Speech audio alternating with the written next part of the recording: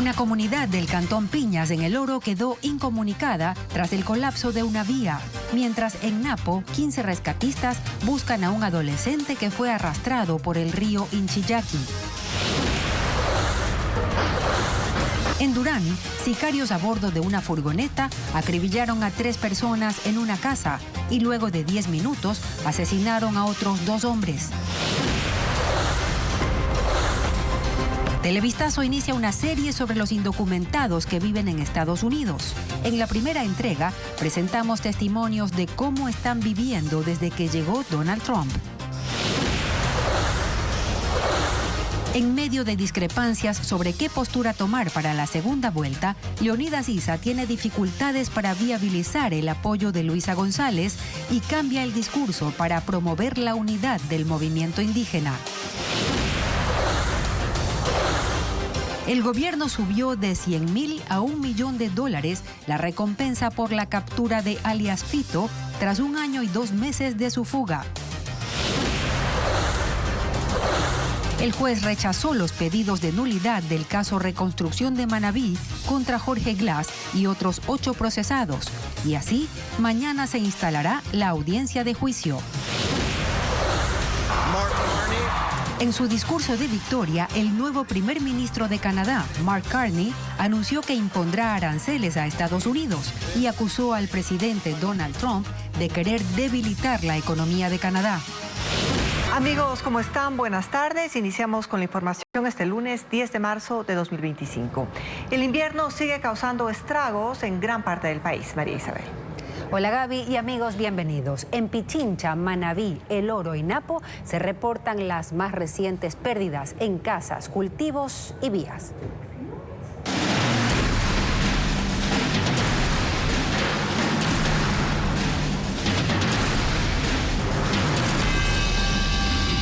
Lluvias, los estragos aumentan.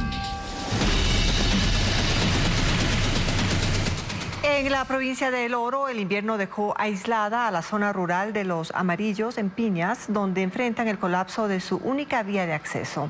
Un socavón y 10 deslizamientos han cortado el paso, dejando a las familias sin agua potable, con reservas limitadas de alimentos y gas y con sus cultivos bajo tierra.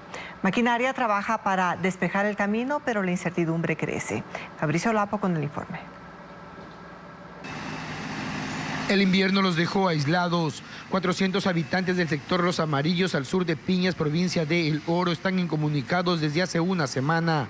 Un socavón de 6 metros cortó la vía de acceso, mientras que otros 30 kilómetros de camino están afectados por 10 deslizamientos. Es un pueblito lejano, pero bien productivo, y lamentablemente por la situación invernal, pues, cada vez que hay inviernos de esta manera o de esta clase, pues, nos toca de sufrir eso. En Los Amarillos, donde la agricultura es el principal sustento, 5.000 hectáreas de maíz, maní y plátano quedaron enterradas por los deslaves. Bastante crítica porque hay tanto deslave que hubo este año. Como ser nosotros, a mí se me fue toda una huertita y en eso se fue toda. El aislamiento también afecta a los avicultores, sin acceso a insumos. Solo les quedan balanceado para 3 días para alimentar a sus 400,000 pollos. El agua es otro problema. Los constantes deslizamientos destruyeron 28 kilómetros de tubería de agua potable, dejando a 130 familias sin el servicio. Ahora dependen de vertientes y de la lluvia para abastecerse. El gas doméstico también escasea, solo queda para 3 días. Salir es una odisea.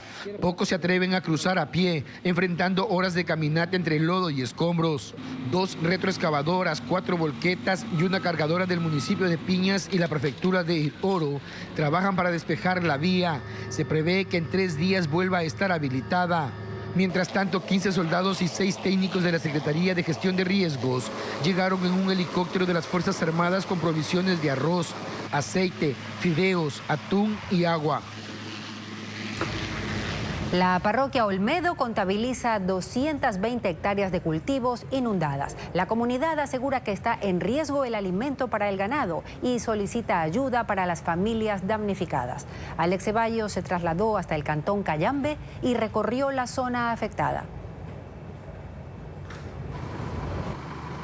Solo aquí en la parroquia de Olmedo, en el cantón Cayambe, las autoridades calculan que 220 hectáreas resultaron destruidas por la inundación. Sembríos especialmente de chochos, arveja, alfalfa, cebolla y papas fueron maltratados por la lluvia. Uno de los sectores más afectados es el florícola, con 9 invernaderos dañados por el agua. Se ve afectado mi cultivo de alberja, en las cuales hemos invertido $18,000 y estábamos justamente para cosechar. Maquinaria pesada de la Prefectura y del Ministerio de Obras Públicas ayudan en las tareas de limpieza. Este lunes se habilitó la conexión vial entre Pesillo y Olmedo. El cerramiento del Jardín de Infantes del pueblo se desplomó y los alumnos fueron trasladados al colegio. Este lunes continuaron las tareas de limpieza. Lo que se requiere es alimento para ganado y también productos, materiales y ayuda para las familias damnificadas. El juez del caso Reconstrucción de Manabí rechazó los cargos de nulidad presentados por Jorge Glass y otros 8 procesados y declaró que el proceso es válido. La audiencia se desarrolla desde la mañana en la Corte Nacional de Justicia, informa Jacqueline Rodas. Esta mañana el juez Marco Aguirre anunció la resolución del caso Reconstrucción de Manabí. Rechazó los 17 pedidos de nulidad y declaró que el proceso es válido y debe continuar a la siguiente etapa. Jorge Glass escuchó la decisión desde la cárcel La Roca de Guayaquil. También comparecieron por Zoom el exministro de Obras Públicas Walter Solís, refugiado en México, y el exsecretario de la Reconstrucción, Carlos Bernal, desde Miami. En total, son 9 procesados que esperaban que hoy termine el caso o vuelva a cero. Glass alegó que la Asamblea no autorizó su enjuiciamiento, que lo torturaron cuando lo sacaron de la Embajada de México y cuestionó el informe de Contraloría. Ninguno fue aceptado. Su abogado además pidió que se traslade al ex vicepresidente a un hospital psiquiátrico. El juez no se pronunció sobre esa solicitud. Dispuso a la Fiscalía que investigue la denuncia de tortura expuesta por Jorge Glass, si la considera pertinente. Con la declaratoria de validez del proceso, el juez dio paso a la segunda etapa de la audiencia, la acusación de la Fiscalía.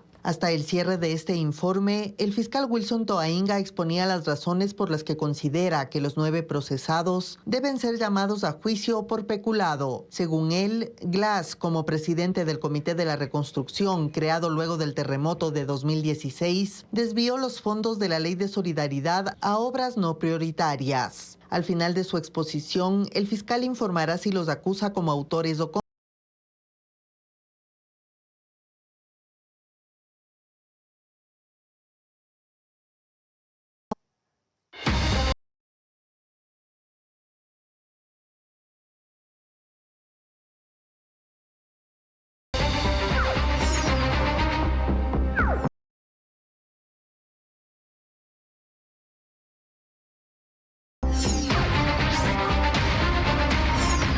Estados Unidos. Se acaba el sueño. Entre el miedo y la esperanza viven los ecuatorianos indocumentados en Estados Unidos. Televistazo, en la primera entrega de una serie sobre este grupo de miles de compatriotas, presenta 2 testimonios de mujeres. Una que se fue hace 5 años por la selva del Darién y otra que emigró hace 18 años. Ambas cuentan cómo son sus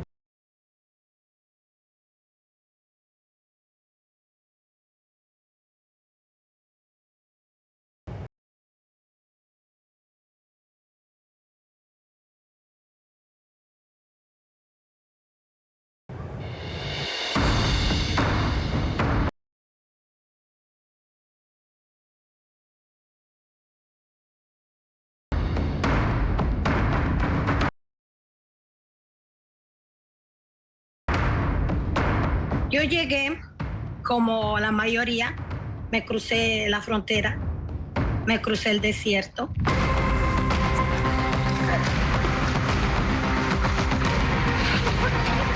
Ella es Mary Borja, una migrante azuaya que reside en Nueva York desde hace 17 años. Pese a vivir todo ese tiempo, cuenta que no ha podido regularizar su estatus. En ese país tuvo 2 hijos que ahora tienen 11 y 16 años. Al igual que otros 400,000 migrantes ecuatorianos que viven indocumentados en Estados Unidos, teme ser deportada durante las redadas del gobierno de Donald Trump. El domingo, cuando yo me dirigí, como siempre, a hacer mis compras, me encontré con niños que llevaban entre sus manos unos papeles donde sus padres les habían anotado cómo hacer el mercado. Pero como que me gané la confianza de uno de ellos y le pregunté que por qué él hacía las compras, por qué él estaba ahí. Y me dijo que porque sus padres tenían miedo de salir a la calle, de miedo a la deportación. Mary, de 36 años, cuenta que no es fácil el proceso de legalización. Es fácil decir, tantos años en ese país y no pudieron legalizar. No es fácil, señores. No existe una manera. Muchos dicen, que porque tienes los niños nacidos allá. No. Investiguemos primero. Hay gente viviendo 30 años, 23, 25, 40 años y no han podido porque no se ha abierto una ley, una oportunidad. Los desafíos más grandes, según la ecuatoriana, son el costo de la vida en Estados Unidos y encontrar un abogado. Si al mes tú ganas $2,500, $1,000 para tu renta, $100 para tu teléfono, $200 para tu comida, porque estamos hablando de un mes, como $200 en internet y energía. ¿Cuánto alcanza para enviar a remesas? Como $200, $100. ¿Cuánto queda para servicios legales? Son altos, carísimos. $8,000, $10,000 está cobrando un abogado. Yo te lo digo porque lo sé, porque tengo un familiar en un caso que pagó $10,000. Te prometen y al final no se puede hacer nada. Y entonces es dinero perdido. Mary dice que se aferra a la esperanza de que se implemente una reforma migratoria para no separarse de sus hijos. Mientras otros migrantes viven con miedo y en la clandestinidad. Ya no vamos a los centros comerciales, la gente toda la pasamos en la casa encerrados. Ana es una compatriota que se fue por la selva del Darién. Ahora vive en Nueva York junto a su esposo y a su hijo de 17 años. Trabajo desde las 12 del día hasta las 6 de la tarde en un restaurante. Pero ahora mi jefa decidió que no entre el público. ¿Por qué? Por resguardarme. Y siempre ella me dice, cualquier cosa salgo yo, tú mantente dentro de la cocina y no salgas para nada. Ana admite que no será tan fácil quedarse en ese país siendo irregular. Si a mí me llegaran a coger o por A o por B en el bus, se subieron y ya me tocó la hora, como se dice, pues sí, le va a dar una cosa de que no pudo lograr su sueño, ¿no? O sea, pero yo creo que feliz por volver a ver mi familia y a mi país. Con cautela, ambas esperan ver cómo evolucionan las políticas migratorias de Trump.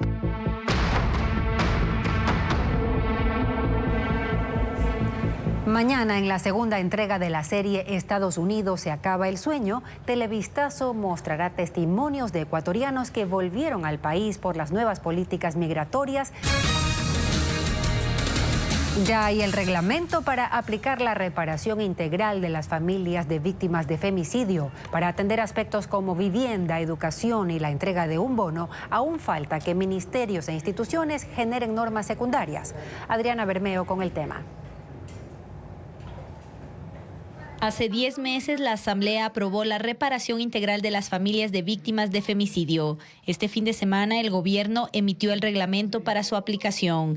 El documento de 30 páginas y 36 artículos establece en términos generales mecanismos para apoyar a hijos, padres y familiares de un femicidio hasta el 4º grado de consanguinidad. El reglamento establece 12 áreas de acción, entre ellas salud, atención integral física, primeros auxilios psicológicos y tratamientos con especialistas, vivienda, asignación de subsidios e incentivos para los hijos en condición de orfandad, educación, programas de becas, garantía de cupos en universidades públicas y articulación de becas en universidades privadas, pensión mensual para hijos de víctimas menores de 18 años y para los familiares hasta el 4º grado de consanguinidad en condición de pobreza y pobreza extrema.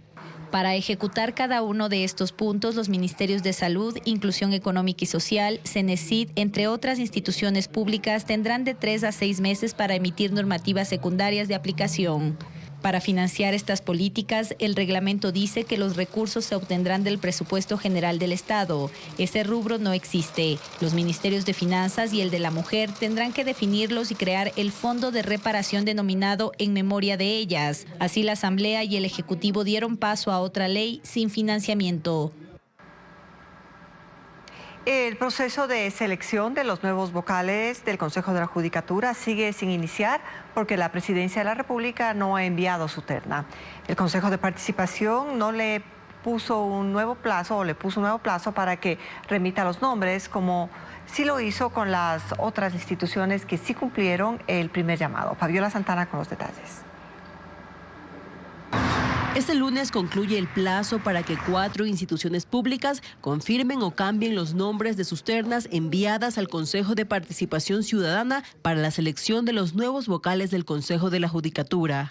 Hasta ayer la Corte Nacional de Justicia y la Fiscalía ratificaron a sus candidatos. Falta la Asamblea y la Defensoría Pública, que fueron las primeras en remitir los nombres en diciembre pasado. La única institución que no ha respondido desde entonces es la Presidencia de la República. El Pleno hasta ahora no le ha puesto plazo para el envío de su terna, solo aprobó que se le requiera de la manera más comedida el envío de los nombres, pero tampoco ha respondido y por eso el concurso sigue sin iniciar. Pese a esto, el Consejo de Participación dijo que avanzará en la revisión de los requisitos e inhabilidades de los 12 postulados. Lo hará mediante comisiones integradas por los asesores de los consejeros, aunque no se trata de avances legales.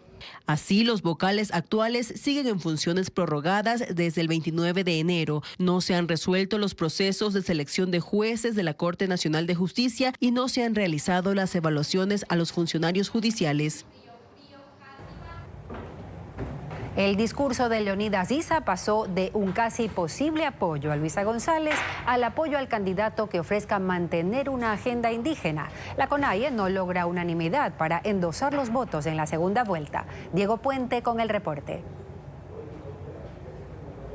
Apenas terminada la primera vuelta, el presidente de la CONAIE, Leonidas Issa, insinuó el apoyo de su movimiento a la candidatura del correísmo, pero hasta ahora no logra que sus bases lo sigan. Hace un mes, en forma enfática, dijo que la CONAIE no iba a votar por Daniel Noboa, candidato de la derecha, y calificó a su gobierno de fascista. Dijo que esta vez no llamaría a votar por el nulo ideológico, dejando implícita una sola alternativa: apoyar al correísmo. Desde entonces, esa tesis se ha ido diluyendo. El 18 de febrero pidió a las organizaciones de base que se reúnan y tomen sus decisiones antes del Consejo Ampliado de la CONAIE. El 2 de febrero recibió el primer revés. La Confederación de Nacionalidades Indígenas de la Amazonía manifestó su apoyo a Daniel Noboa. El 6 de marzo, Lecua Ronari, que representa a los indígenas de la Sierra, no decidió en el sentido indicado por Issa, a pesar de que él estuvo en la reunión. Todo se debía jugar el viernes 7 en el Consejo Ampliado de la CONAIE. Pero en el debate, que se extendió desde las 9 de la mañana hasta las 10 de la noche, Issa no logró el consenso y resolvió aplazar la decisión para este miércoles. En esa reunión, en cambio, se supo que la división se profundizó. El dirigente de la Federación de Indígenas del Chimborazo, Fernando Guamán, dijo que fue expulsado al decir que su organización resolvió votar por Noboa o promover el nulo. Cuando no pensamos iguales que ellos, quizás apoyar la candidatura de Luisa González, pues también hemos sido cuestionados y inclusive hasta nos han pedido que abandone la sala, inclusive han levantado a gritarnos. Ahora la decisión está anunciada para este miércoles. Se reunirá la CONAIE y su brazo político Pachacutic, coordinado por Guillermo Churuchumbi, coideario de Issa. El presidente de la CONAIE se muestra más moderado, aunque sigue hablando de la derecha fascista para referirse a Daniel Noboa, dice priorizar la unidad del movimiento indígena. Y esa unidad no va a romperse de pronto porque querramos imponer algún criterio. Y en ese sentido vamos a ser muy meticulosos, muy responsables, pero la CONAIE va a mantenerse unida en este proceso. Issa, cuya historia muestra que no da el brazo a torcer, dice que si no logra el apoyo unánime, lo buscará por mayoría. Debido al problema de tuberculosis en la penitenciaría del litoral de Guayaquil, el COE cantonal convocará una mesa técnica de salud para solicitar al gobierno que levante un cerco epidemiológico ante el posible brote de esta enfermedad. Se calcula que en este centro de reclusión permanecen 1000 contagiados. Nos informa Bessie Granja. Incrementa el temor de que los casos de tuberculosis en la penitenciaría del litoral de Guayaquil sean un problema no solo de ese centro, sino de la ciudad. Este martes a las 10 de la mañana el COE cantonal citó a la Mesa Técnica de Salud para que sus integrantes analicen el problema. Fuentes de la institución confirmaron a Televistazo que se tiene previsto convocar a representantes de hospitales públicos, médicos del Departamento de Salud del Cabildo y funcionarios de la empresa Segura EP para solicitar la aplicación de un cerco epidemiológico con el fin de evitar que la crisis sanitaria se agrave.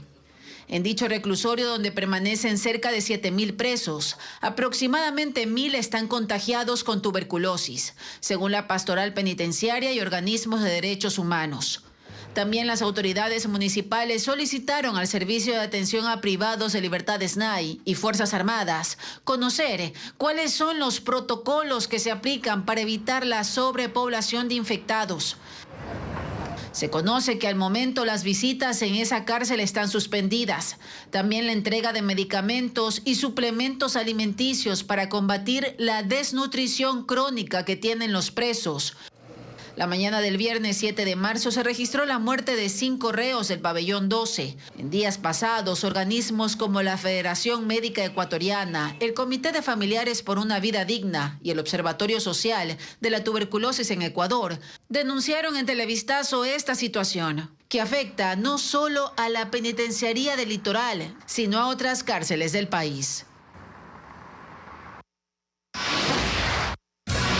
Más adelante en Televistazo, el gobierno ofrece $1 millón por información para capturar a alias Fito. Ya le contamos.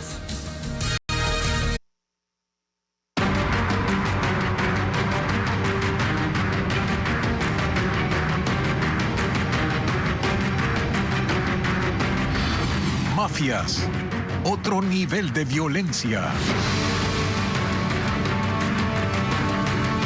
El gobierno subió a $1 millón el monto de recompensa para la captura de Adolfo Macías, alias Fito, cabecilla del grupo de delincuencia organizada Los Choneros. Fito escapó de la cárcel y tiene notificación roja de Interpol. Paul Romero amplía la información. El gobierno subió de $100.000 a $1 millón el monto de recompensa para la captura de Adolfo Macías Villamar, cabecilla del grupo de delincuencia organizada Los Choneros. Este fin de semana, los ministerios del Interior, de Defensa, Policía y Fuerzas Armadas publicaron en sus cuentas oficiales el nuevo valor con una fotografía y los números 131 recompensa y 1-800-33-54-86 para que se comuniquen a aquellos que tengan información de uno de los delincuentes más buscados dentro y fuera del país. El gobierno toma esta decisión 1 año 2 meses después que Fito se fugara de la cárcel regional de Guayaquil con la complicidad de agentes del SNAI, según la investigación fiscal. La captura de Fito es una prioridad del gobierno. El bloque de seguridad mantiene desplegado a sus unidades de élite militar y policial para encontrarlo. En octubre del año pasado, el comandante de la policía, Víctor Zárate, dijo que existía el 45% de avance en la investigación para su localización. En junio de 2024, policías y militares allanaron una vivienda de Fito en el barrio San Agustín de Manta, pero no estaba. Hasta el momento se han planificado al menos 3 operaciones a escala nacional. La recompensa ha sido aumentada con los recursos del Comando Sur de Estados Unidos destinados a la captura de cabecillas de grupos delincuenciales vinculados al narcotráfico, tráfico de armas, municiones y explosivos. Hasta octubre del año pasado, el plan de recompensa entregó $1 millón por información. Recibió 115.458 llamadas. 22.000 fueron útiles para la ejecución de 122 operaciones de impacto. 45 por delincuencia organizada, 21 por narcotráfico, 56 por tráfico de armas y 17 por terrorismo. 19 objetivos de alto valor han sido capturados o recapturados, entre ellos Colompico, cabecilla de los Lobos. 4 hombres armados a bordo de una furgoneta recorrieron Durán este domingo y en 10 minutos realizaron 2 ataques. 3 personas fueron asesinadas en una casa y otras 2 fueron baleadas en la calle mientras intentaban huir de los criminales. Informa Luis Alfredo Zúñiga. Fue cuestión de segundos. A las 4 de la tarde del domingo de esta furgoneta gris, 3 hombres irrumpieron violentamente en un domicilio del sector del Arbolito en Durán, mientras otro se quedó en el vehículo. Forzaron la puerta metálica a bala, ingresaron, dispararon contra los 3 hombres que estaban dentro y huyeron rápidamente mientras moradores aterrados miraban y grababan lo que ocurría. Cuando la policía llegó, encontró a 2 de los hombres sin vida y otro gravemente herido. Fue trasladado a un hospital en un patrullero, pero el ataque no había terminado. Mientras los uniformados se habían concentrado en el sitio, solo 10 minutos después los sicarios de la misma furgoneta volvieron a atacar a 10 cuadras. Ellos siguieron a 2 hombres que se movilizaban en moto y cuando los alcanzaron, les dispararon acabando con su vida. Los 2 cuerpos quedaron tendidos en una calle comercial donde hay farmacias, despensas y panaderías que atendían a esa hora. Testigos se alarmaron por los disparos. Pero yo pensé que eran fuegos artificiales. A ese le mataron. Yo vengo a ver acá y esta verdad que estaban ahí. No, yo estaba allá en mi casa. Ajá. Cuando al ratito vino una sola ráfaga mismo. La policía confirmó que horas después el hombre que había sido trasladado al hospital falleció, dejando un saldo de 5 muertos en las 2 balaceras. No hay registros de la furgoneta involucrada en las matanzas. No existe dentro del registro de aquí, no existe, nunca ha habido ese vehículo aquí. Entonces eso es lo que estamos investigando. Tal vez no, los victimarios no son de aquí. Luego de esto se realizaron operativos en los que se detuvo a 5 hombres. Entre las evidencias se hallaron radios de comunicación y un arma, por lo que la policía presume que al menos uno de los detenidos participó en los ataques. El jefe de la policía en Durán señala que los asesinatos responden a que en esta ciudad la banda Chone Killer se ha dividido y sus facciones se están disputando el liderazgo. Luego de los 2 ataques hubo 2 casos más en un lapso de 2 horas, en los que murieron 2 personas. El Partido Liberal de Canadá eligió a Mark Carney para suceder a Justin Trudeau como primer ministro del país. El exdirector de los bancos Canadá e Inglaterra, de 59 años, será quien dirija el país hasta las próximas elecciones en medio de fuertes tensiones por la guerra comercial con el gobierno de Donald Trump. Next Prime Minister of Canada, Mark Carney. Con un 85,9% de votos, Mark Carney ganó las elecciones del Partido Liberal y ahora es el sucesor de Justin Trudeau frente al gobierno de Canadá.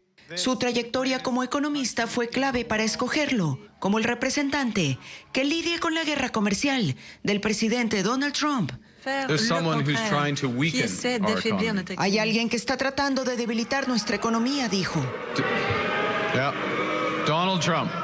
Donald Trump, como sabemos, ha impuesto aranceles injustificados a lo que construimos, a lo que vendemos. Está atacando a las familias, a los trabajadores y a las empresas canadienses. Y no podemos permitir que triunfe. Agregó que responderá con aranceles a los Estados Unidos y se refirió a los intentos de Trump de forzar a su país a convertirse en el estado número 51. Los estadounidenses quieren nuestros recursos, nuestra agua, nuestra tierra, nuestro país. Si tuvieran éxito, destruirían nuestro modo de vida. Carney, de 59 años, estuvo al frente del Banco de Canadá en 2008 y en 2013 pasó a dirigir el Banco de Inglaterra. En ambos cargos enfrentó complejos escenarios económicos que gestionó con éxito. El primer ministro saliente Justin Trudeau perdió popularidad ante la población y ante los miembros de su partido por sus políticas económicas que generaron un aumento del déficit y de deuda pública. Trudeau dio un paso a un lado y Carney lo reemplazará hasta las elecciones generales que se llevarán a cabo tentativamente en octubre. El gobierno de Panamá emitirá permisos humanitarios a 112 migrantes deportados por Estados Unidos, permitiéndoles moverse libremente por el país. Los permisos serán válidos por un mes, con la posibilidad de extensión a 90 días para gestionar el retorno a sus países de origen, mayoritariamente asiáticos, o el traslado a una tercera nación. Esta decisión ocurre luego de que estas personas se negaran a recibir ayuda de la Organización Internacional para las Migraciones y de la Agencia de la ONU para los Refugiados. Alemania enfrenta hoy huelgas en 13 aeropuertos del país. Empleados públicos de los aeropuertos, así como personal de tierra y de seguridad, participan en una paralización de actividades de 24 horas que comenzó a la medianoche. Esto obligó a cancelar 3.400 vuelos, afectando a 500.000 de pasajeros. Los reclamos son por mejoras salariales, entre otros beneficios. Los aeropuertos afectados son los de Múnich, Stuttgart, Frankfurt, Düsseldorf, Dortmund y Hannover, entre otros. En Estados Unidos, autoridades federales arrestaron a Mahmoud Khalil, uno de los líderes de las protestas pro-palestinas en la Universidad de Columbia de 2024. Tras el hecho, el secretario de Estado, Marco Rubio, señaló que revocará los visados y permisos de trabajo de los simpatizantes de Hamás para que abandonen el país. El Servicio de Inmigración y Control de Aduanas arrestó a Mahmoud Khalil, un estudiante palestino de posgrado de la Escuela de Asuntos Internacionales de la Universidad de Columbia en Nueva York, por su participación en las protestas masivas contra la guerra en Gaza que tuvieron lugar en el campus en abril y mayo de 2024. Los agentes ingresaron en su departamento en Manhattan, el cual es costeado por la universidad, y lo detuvieron frente a su esposa embarazada.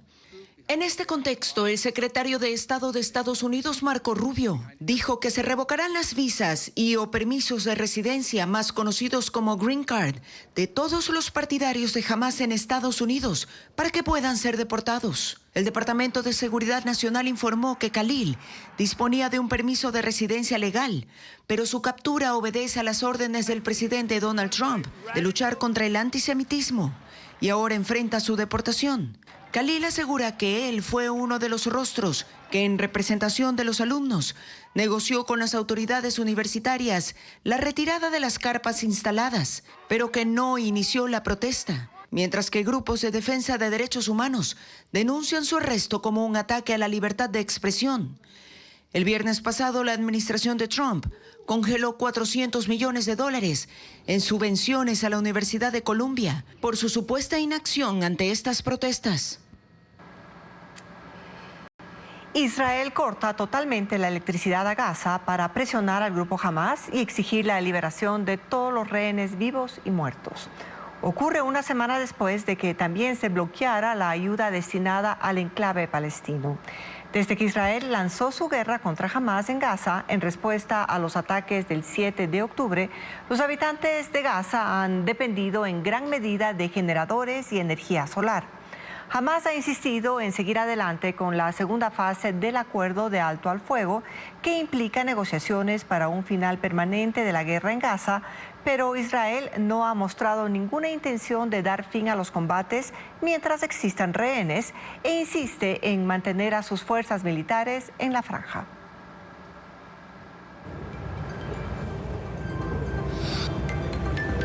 El clima. Esta tarde en la costa se pronostican lluvias y las temperaturas estarán entre los 30 y 32 grados centígrados. El índice de radiación ultravioleta será 8, considerado muy alto.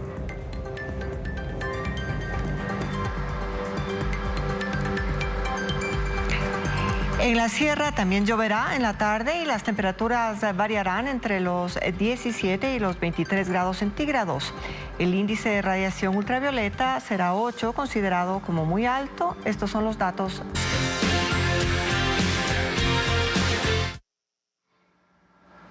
La Agencia Espacial Estadounidense NASA lanza 2 misiones simultáneamente, SpaceX y Punch, para estudiar el universo. Además, la compañía tecnológica china Tecno presentó el teléfono inteligente más delgado del mundo, Spark Slim. ¿Cuánto mide el dispositivo? Se lo contamos a continuación. La NASA lanza por primera vez 2 misiones en un cohete, SpaceX y Punch, para estudiar el universo.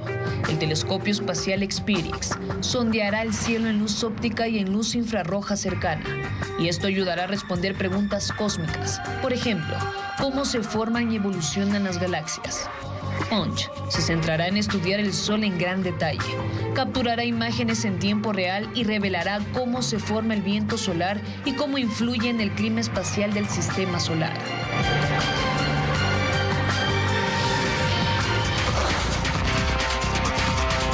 La empresa australiana de biotecnología Cortical Labs presentó el CL1, la primera computadora que combina neuronas humanas cultivadas en laboratorio.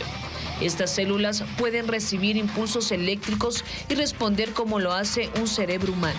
Este invento sirve para potenciar el uso de inteligencia artificial en proyectos de robótica y automatización de tareas. Las primeras unidades estarán a la venta desde junio de este año a $35,000 cada una.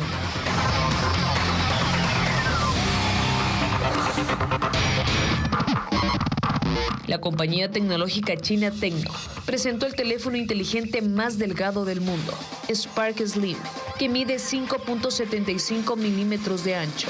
Está hecho con materiales de aluminio reciclado junto con un marco de acero inoxidable sólido. Tiene una doble cámara, un innovador sistema de iluminación LED y una resolución de 1220 píxeles. La mayoría de partidos y movimientos deben definir su postura para la segunda vuelta. Patricio Díaz informa cuál es la influencia que pueden tener estas organizaciones políticas sobre el balotaje. El Partido Socialista anunció que apoyará a Luisa González en la segunda vuelta. Unidad Popular, que va por el voto nulo. Construye. Confirmó su respaldo a Daniel Noboa. Estas tres organizaciones políticas son parte de las 12 que no llegaron ni al 1% de votación y que entre todas no alcanzaron el 4%. Pero todo voto cuenta en una elección cerrada entre los dos candidatos que estarán en el balotaje. El analista Alejandro Zavala dice que no es malo cualquier apoyo, pero sí es necesario saber canalizarlo. Lo que tienes que ver es cómo asimilar eso, porque la gente está muy desconectada de la política y más de la política tradicional que representan todos esos movimientos que ya no están en esta elección. Sociedad Patriótica respaldará a Daniel Noboa. Andrea González obtuvo el 2,69%. Y Henry Cucalón de Construye el 0,36%.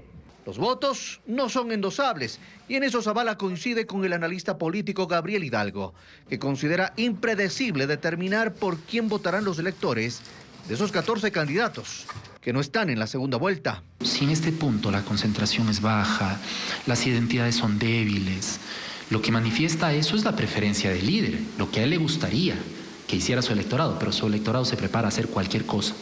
A votar por uno, a votar por otro. Izquierda Democrática resolvió no apoyar a ninguno de los dos. El Partido Social Cristiano dijo que no respaldará a Luisa González. Los dos son partidos tradicionales que, sumados sus votos, no llegan ni a 100,000. 8 organizaciones políticas, de las que estuvieron en la papeleta presidencial, no han decidido su postura frente a la segunda vuelta.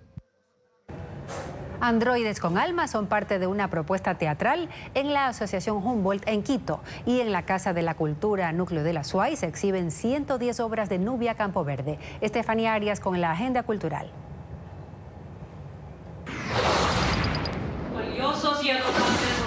El dueño de una empresa de robots creará androides con alma, haciéndolos capaces de comportarse como personas. Entonces estas máquinas declararán la guerra a la humanidad.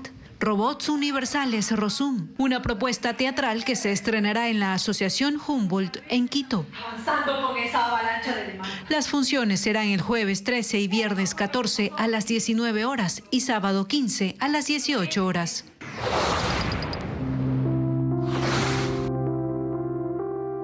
...110 obras conforman la muestra Desde el placer y la desobediencia de la artista guayaquileña Nubia Campoverde, una exposición que se inauguró en la Casa de la Cultura Núcleo Azuay en Cuenca. Según su autora, retrata a mujeres que construyen su libertad, venciendo obstáculos y rompiendo estereotipos. Las pinturas están hechas en láminas de balsa. La muestra gratuita estará abierta hasta el 7 de abril, de lunes a viernes, de 9 de la mañana a 5 de la tarde. Una obra que refleja la vida de las mujeres que habitan en el convento, porque detrás del velo hay historias, sueños y luchas. Mujeres más allá de la clausura, un recorrido teatralizado que se desarrollará en el Museo del Carmen Alto, en Quito. Las funciones serán todos los viernes de marzo a las 18:30.